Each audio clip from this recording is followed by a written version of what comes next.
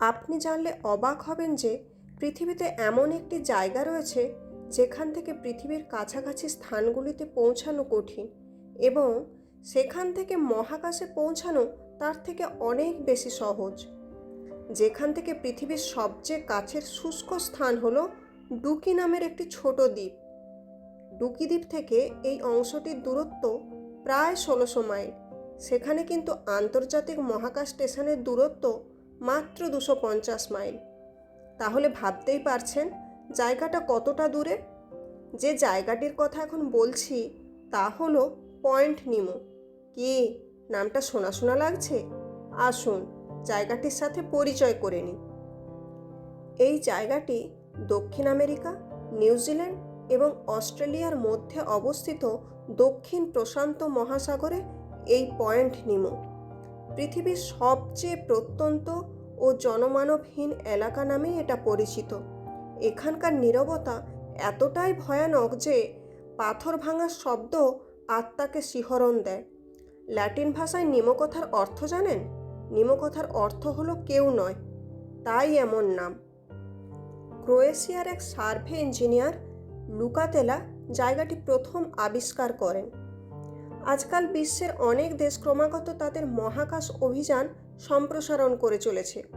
Satellite এবং মহাকাশের মিশনগুলির সাথে মহাকাশে অনেক ধরনের বর্জ্য পদার্থ তৈরি হয় এবং এই বর্জ্য পদার্থগুলো থেকে যে রাসায়নিক নিঃসৃত হয় তা কিন্তু ভীষণ ক্ষতিকারক।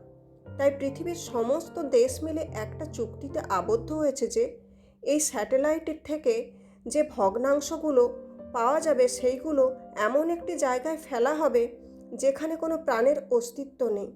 সেই কারণেই এই পয়েন্ট নিমোকে বেছে নেওয়া হয়েছে। ১৯৭১ সাল থেকে ২০১৬ সাল পর্যন্ত এই এলাকায় মোটামুটি ২৬৩টি মহাকাশযানের ধ্বংসাবশেষ ফেলা হয়েছে।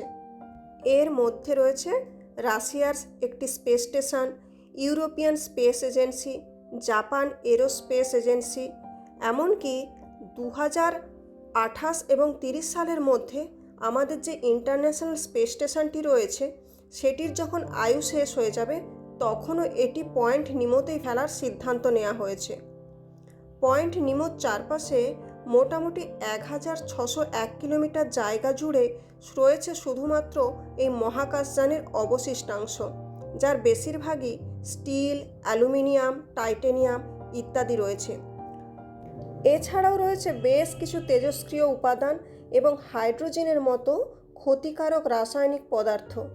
বিজ্ঞানীদের ধারণা এই সমস্ত ক্ষতিকর রাসায়নিক পদার্থ থাকার কারণে এইখানে কোনো সামুদ্রিক প্রাণীর লক্ষ্য করা যায় না। কয়েকটা সামুদ্রিক পাখি ছাড়া আর অন্য কোনো কিছুর তেমন অস্তিত্ব পাওয়া যায় না। গবেষকরা পয়েন্ট নিমোর কাছে একটি নিম্ন কম্পনের উপস্থিতি পান। সেই কম্পনের ফলে এক ধরনের শব্দ শোনা যায়।